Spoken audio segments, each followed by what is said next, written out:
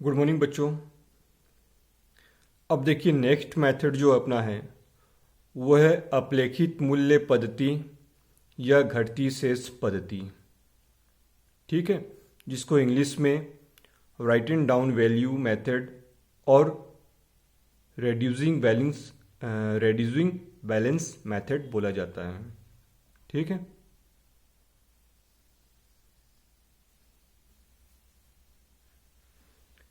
अब देखिए इसका आशय क्या बोल रहा है।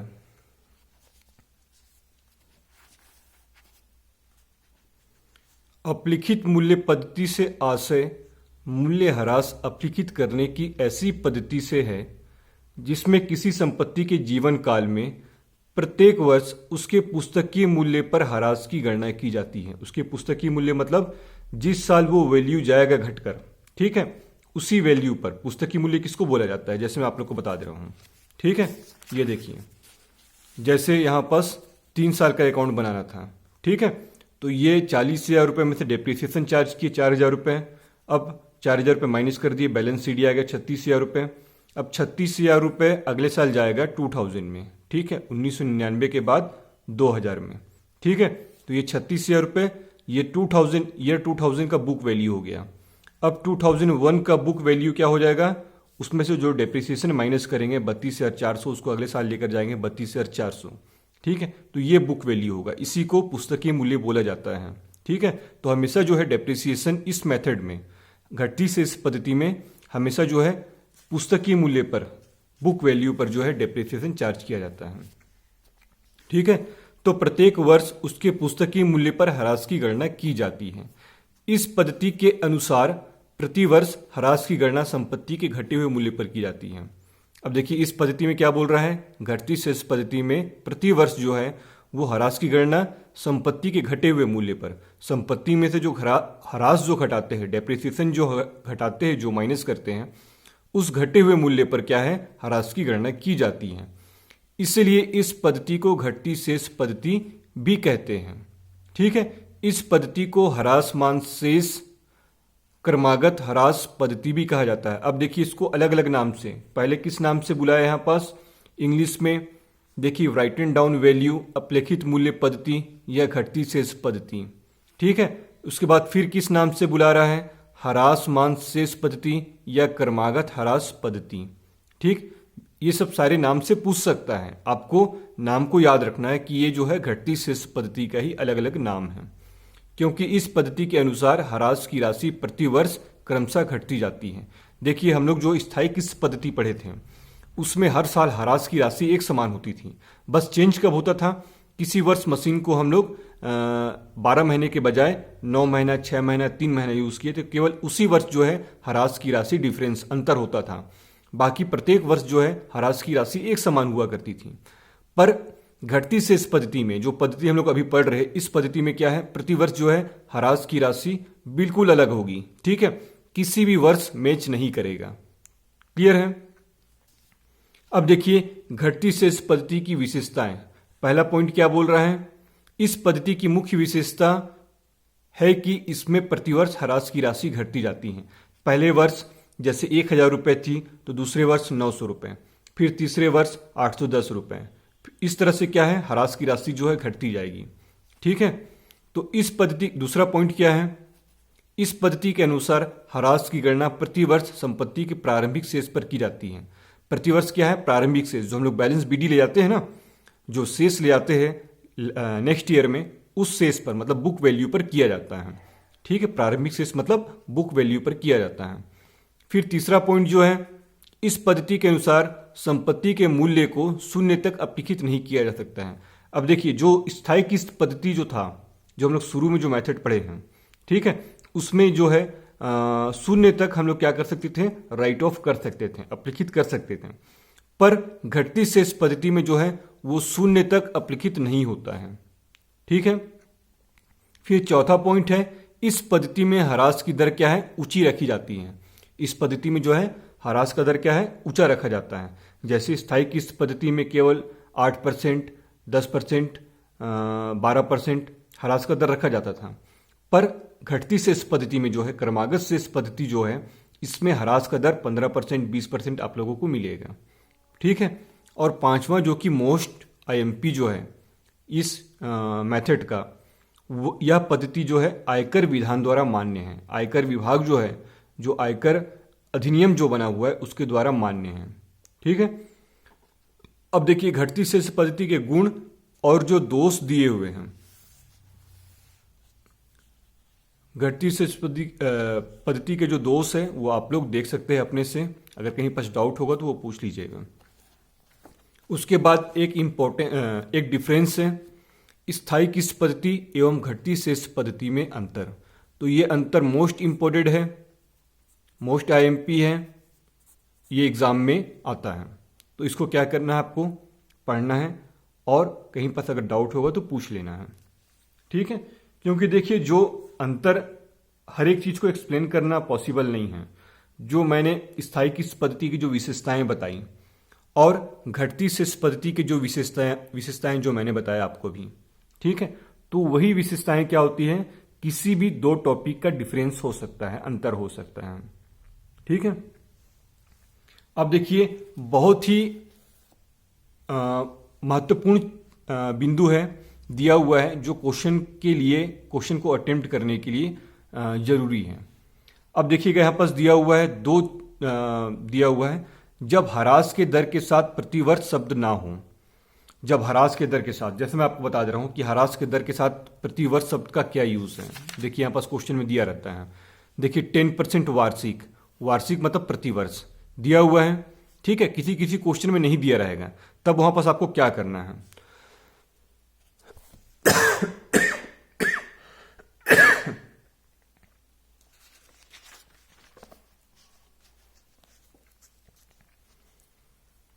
देखिए जब ह्रास के दर के साथ प्रतिवर्ष शब्द ना हो, जब प्रतिवर्ष या वार्षिक शब्द ना हो, तो हम लोग को क्या करना है, क्रय वर्ष। यदि ह्रास के दर के साथ प्रतिवर्ष शब्द ना लगा हो, ना दिया हो, तो क्रय वर्ष में संपत्ति पर ह्रास जो है पूरे वर्ष का लगाया जाता है। ठीक है। जब भी दर के साथ वार्षिक या प्रतिवर्ष शब्द ना हो, तो जिस वर्ष मशीन परचेस किया जा रहा है, क्रय किया जा रहा है, ठीक है, उस पर ह्रास जो है पूरे वर्ष भर का लगाया जाएगा, पूरे साल भर का जो है लगाया जाएगा।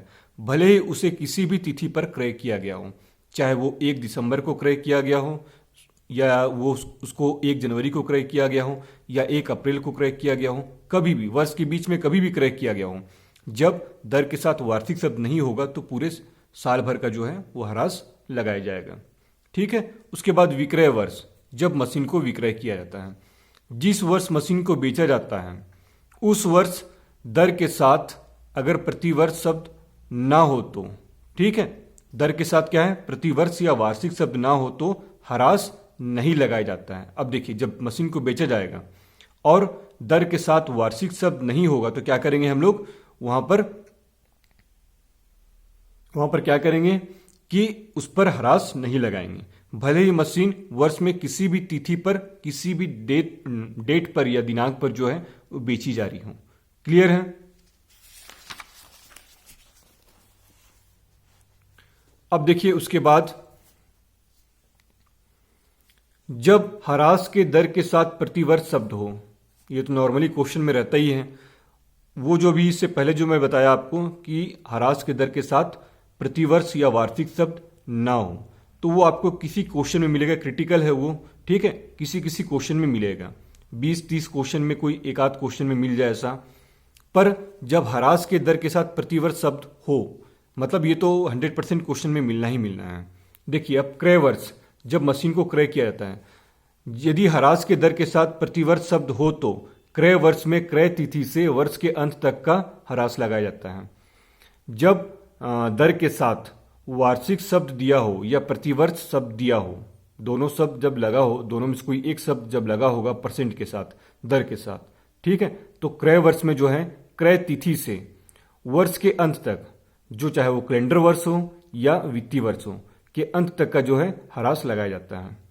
अब विक्रय, तो ह्रास के दर के साथ प्रतिवर्ष शब्द होने पर जब विक्रय किया जाता है मशीन को, तो उस क्वेश्चन में जब ह्रास के दर के साथ प्रतिवर्ष या वार्षिक शब्द होगा तो विक्रय वर्ष में ह्रास की गणना वर्ष के प्रारंभ से विक्रय तिथि तक क्या है लगाई जाएगी। वर्ष के प्रारंभ से जब हम लोग बैलेंस बीडी लेकर आएंगे, उस बैलेंस बीडी से लेकर जिस दिन मशीन को बेचा जा रहा है उस तिथि तक क्या करेंगे हम लोग, मशीन पर डेप्रिसिएशन चार्ज करेंगे। क्लियर है? तो ये बहुत ही जरूरी है, बहुत ही महत्वपूर्ण बिंदु है। अगर इसको मिस करते हैं आप तो आपको समझ लीजिए एक बहुत ही महत्वपूर्ण बिंदु को आपने छोड़ दिया है जो क्वेश्चन को अटेम्प्ट करने के लिए जरूरी है। क्लियर है? तो अब देखिए मैं एक एग्जाम्पल बता दे रहा हूं। घटती शेष पद्धति का एक एग्जाम्पल जो है आपके सामने है। एग्जाम्पल नंबर 10, उदाहरण नंबर 10। 1 जनवरी 1999 को एक मशीन 40,000 रुपये में क्रय की गई। ठीक है, कब परचेस किया जा रहा है? 1999 1 जनवरी को कितने में परचेस किया गया है? 40,000 रुपये में क्रय की गई है, जिसका अनुमानित अवशेष मूल्य कितना है? 12,500 रुपये निर्धारित किया गया है। तो मैं आपको बता दूं, आप लोग कहीं पास नोट में लिख सकते हैं, या देखिए क्वेश्चन के नोट में दिया हुआ है। ठीक है, क्वेश्चन के नोट में यहाँ पास दिया हुआ भी है, सॉल्यूशन के नीचे दिया हुआ है कि अवशेष मूल्य का इस विधि से ह्रास निकालने पर कोई विशेष महत्व नहीं है। घटती शेष पद्धति में अवशेष मूल्य का कोई भी महत्व नहीं होता है। ठीक है, इससे पहले जब हम लोग स्थायी किस्त पद्धति जब पढ़े थे तो उसमें क्या था, अवशेष मूल्य को माइनस किया जाता था, किससे? लागत मूल्य में से। ठीक है, पर याद रखिएगा कि घटती शेष पद्धति में अवशेष मूल्य का कोई भी महत्व नहीं रहता है। क्वेश्चन में भले ही दिया हो पर उसका कोई यूज नहीं है। क्लियर है? अब देखिए क्वेश्चन को आगे बढ़ाते हैं। जिसका अनुमानित अवशेष मूल्य कितना बोल रहा है? 12,500 रुपये निर्धारित किया गया है, फिक्स किया गया है। 10% वार्षिक दर से ह्रास की गणना घटती शेष पद्धति या क्रमागत शेष पद्धति या ह्रासमान पद्धति से करते हुए 3 वर्ष का क्या बोल रहा है? मशीन खाता बनाइए। कितने वर्ष का बोल रहा है? 3 वर्ष का। अब देखिए मशीन का परचेस वैल्यू कितना है, क्रय मूल्य कितना है? 40,000 रुपये। तो मशीन अकाउंट, डेट, डेबिट में डेट, पार्टिकुलर अमाउंट, फिर क्रेडिट में डेट, पार्टिकुलर अमाउंट। ठीक है, डेबिट और क्रेडिट हो गया। अब देखिए मशीन कब परचेस कर रहा है? 1 जनवरी 1999 को। क्लियर है? तो 1999 1 जनवरी, ठीक है, सबसे पहले ईयर लिखते हैं तो 1999 1 जनवरी 1 जनवरी कितने का मशीन परचेस कर रहा है? 40,000 रुपये का। किस नाम से लिखेंगे? टू केस अकाउंट के नाम से। क्यों? क्योंकि पैसा देकर जो है वो मशीन परचेस कर रहा है। ठीक है, मैंने पहले ही बताया आप लोगों को कि मशीन जो है एसेट्स है और एसेट्स अकाउंट हमेशा डेबिट होता है। तो हम लोग क्या कर रहे हैं? डेबिट कर रहे हैं टू केस अकाउंट। ठीक है, लायबिलिटी अकाउंट क्या होता है? क्रेडिट होता है। तो ये एसेट्स अकाउंट है इसलिए डेबिट हो रहा है टू केस अकाउंट के नाम से 40,000 रुपये। अब देखिए 1999 में हम लोग क्या करेंगे? डेप्रिसिएशन चार्ज करेंगे। कब? साल के अंत में। 1 जनवरी को मशीन क्रय कर रहा है। अब क्वेश्चन में कुछ नहीं बोला है कि ये वित्तीय वर्ष है कि कैलेंडर वर्ष है, तो हम लोग को ये मानकर चलना है अगर कोई क्वेश्चन वित्तीय वर्ष से बिलोंग करता हो, रिलेटेड हो, तो उसमें क्लियर लिखा रहेगा कि ये क्वेश्चन जो है फाइनेंशियल ईयर से संबंधित है, वित्तीय वर्ष से संबंधित है। ठीक है, तो अगर नहीं बोला है मतलब वो क्या है? कैलेंडर वर्ष से संबंधित है। अब देखिए इस क्वेश्चन में नहीं बोला है 1 जनवरी को मशीन परचेस कर रहा है, मतलब ये क्वेश्चन जो है कैलेंडर वर्ष से संबंधित है। तो 1999 कब डेप्रिसिएशन चार्ज करना हम लोग को? साल के अंत में। तो 1999 का अंत क्या होगा? दिसंबर 31। बाय डेप्रिसिएशन अकाउंट कितना परसेंट बोल रहा है? 10% बोल रहा है। ठीक है, 10% एनुअल, वार्षिक। देखिए इसमें वार्षिक शब्द दिया हुआ है। ठीक है, जो भी आपको मैं पहले बताया था महत्वपूर्ण बिंदु के बारे में कि वार्षिक शब्द का होना या ना होना तो क्या, किस तरह से उस पर डेप्रिसिएशन चार्ज करेंगे, और नहीं होगा तो किस तरह से डेप्रिसिएशन चार्ज करना है।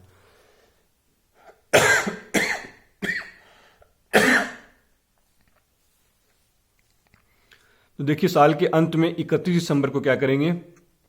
40,000 रुपए का 10% कितना होगा? 4,000 रुपए बाय डेप्रिसिएशन अकाउंट, 4,000 रुपए। ठीक है, अब उसमें से क्या करेंगे हम लोग? साल के अंत में, डेट नहीं लिखा है, ठीक है, तो दिसंबर 31 1999 के अंत में, उसी दिन जिस दिन हम लोग डेप्रिसिएशन चार्ज किए हैं उसी दिन हम लोग क्या करेंगे? साल के अंत में बैलेंस सीडी निकालेंगे। तो by balance CD 31 December by balance CD. अब देखिए 40,000 में से डेप्रिसिएशन जो है 4,000 रुपये माइनस कर देंगे, कितना आ जाएगा 36,000 रुपये। अब क्या करेंगे, दोनों साइड का टोटल कर देंगे 40,000 रुपये, और इधर का तो 40,000 रुपये था ही, ठीक है। अब उसके बाद इस बैलेंस सीडी को हम लोग क्या करेंगे, अगले साल ईयर 2000 में लेकर जाएंगे। तो आगे 2000 में 1 जनवरी को बैलेंस कब निकाले थे, बैलेंस सीडी कब निकाले थे, 31 दिसंबर को निकाले थे। अब 2000 ईयर में हम लोग क्या करेंगे, 1 जनवरी को उस बैलेंस को हम लोग लेकर जाएंगे, तो बैलेंस बीडी हो जाएगा वो, ठीक है। देखिए 36,000 रुपये आ गया। अब 2000 में हम लोग क्या करेंगे, 31 दिसंबर को हम लोग क्या करेंगे, bye depreciation account depreciation charge करेंगे, तो 36,000 रुपये। अब देखिए पहले बताया था मैं कि घटती शेष पद्धति में हमेशा बुक वैल्यू पर हमेशा क्या है, प्रारंभिक वैल्यू, वर्ष का जो प्रारंभिक वैल्यू होता है, प्रारंभिक मूल्य जो होता है, उस मूल्य पर डेप्रिसिएशन चार्ज किया जाता है। तो अब 36,000 रुपये पर निकाला जाएगा। पहले हम लोग क्या करते थे, स्थायी किस पद्धति में क्रय मूल्य पर निकाला जाता था, पर घटती शेष पद्धति में किस वैल्यू पर निकाला जाएगा, तो जो बुक वैल्यू रहेगा उस वैल्यू पर निकाला जाएगा। तो बुक वैल्यू कितना है, 36,000 रुपये। अब देखिए हमेशा बुक वैल्यू उसी को बोलेंगे, ठीक है ना, जो घटा हुआ मूल्य रहता है। तो देखिए 36,000 रुपये में से 10% डेप्रिसिएशन चार्ज करेंगे, कितना आ जाएगा 3,600 रुपये। अब 36,000 रुपये में से डेप्रिसिएशन को माइनस कर देंगे साल के अंत में 31 दिसंबर को बाई बैलेंस सीडी। 3,600 रुपये माइनस किए, 3,600 रुपये माइनस किए, तो कितना आ गया 32,400 रुपये बैलेंस सीडी आ गया। अब इस बैलेंस सीडी को हम लोग क्या करेंगे, 2001 में लेकर जाएंगे, ठीक है, 1 जनवरी को, टू बैलेंस बीडी। ये हो गया बुक वैल्यू 32,400 रुपये। अब यही क्या है, 2001 का प्रारंभिक मूल्य है। प्रारंभिक मूल्य बोलिए या बुक वैल्यू बोलिए या हिंदी में पुस्तकीय मूल्य बोलिए, ठीक है, कुछ भी बोल सकते हैं आप। और हमेशा बुक वैल्यू पर, पुस्तकीय मूल्य पर जो है डेप्रिसिएशन चार्ज किया जाता है। अब देखिए 2001 में हम लोग क्या करेंगे, डेप्रिसिएशन चार्ज करेंगे दिसंबर 31 बाई डेप्रिसिएशन अकाउंट। देखिए 32,400 का 10% कितना होगा, 3240, ठीक है। अब 32,400 में से 3240 को माइनस कर देंगे तो कितना आ जाएगा 29,160 रुपये। दिसंबर 31 को हम लोग क्या करेंगे, बाई बैलेंस सीडी निकाल देंगे। बाई बैलेंस सीडी निकालने का रूल वही है कि हम लोग क्या करते हैं, घटती शेष पद्धति में हमेशा बुक वैल्यू में से डेप्रिसिएशन को माइनस कर देंगे, तो आ जाएगा अपना बैलेंस सीडी। अब देखिए टोटल कर देंगे 32,400। अब 32,400 इधर का भी जोड़ेंगे तो 32,400 ही आएगा, ठीक है। या तो आप ये भी कर सकते हैं कि 32,400 इधर का मूल्य ज्यादा है उसको दोनों साइड लिख देंगे और उसमें से डेप्रिसिएशन माइनस कर देंगे तो बैलेंस सीडी आ जाएगा अपना, ठीक है। जब एक मशीन रहता है तो ये हम लोग इजिली कर सकते हैं। जब 2-3 मशीनें रहती है तो वहां पर दिक्कत होता है। उस जो मैं पहले बताया था जिस टाइप का क्वेश्चन में, उस टाइप से आप लोग करिएगा, ठीक है।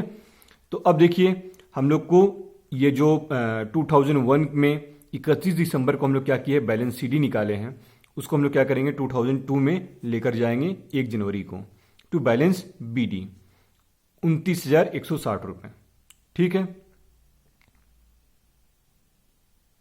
अब देखिए यहां पास जो नोट दिया हुआ है उस नोट में क्या लिखा हुआ है ये मैं आप लोग को पढ़कर बता दे रहा हूं। पहले ही बता चुका हूं, फिर से एक बार बता दे रहा हूं कि अवशेष मूल्य इस विधि से ह्रास निकालने पर कोई विशेष महत्व नहीं है। घटती शेष पद्धति में अवशेष मूल्य का कोई भी महत्व नहीं रहता, उसका कोई यूज नहीं होता है, ठीक है। सिर्फ दिया रहेगा क्वेश्चन में, क्वेश्चन को घुमाने के लिए, पर आप लोग को उसका कोई यूज नहीं करना है। उसके बाद दूसरे नंबर पे दिया हुआ है प्रत्येक वर्ष संपत्ति के शेष मूल्य पर जो घटा हुआ मूल्य है उस पर क्या करना है, 10% ह्रास निकाला गया है। क्लियर है। तो ये एक एग्जाम्पल के माध्यम से मैं आपको घटती शेष पद्धति का एक क्वेश्चन जो है मैं बताया हूं। अब जो है इसी में आगे जो है मैं एक क्वेश्चन बताऊंगा आप लोगों को घटती शेष पद्धति में जब मशीन को बेचा जाएगा, ठीक है, मशीन को खरीदा भी जाएगा और मशीन को बेचा भी जाएगा, तो आपका जो है चैप्टर यहां पर कंप्लीट हो जाएगा। क्लियर है।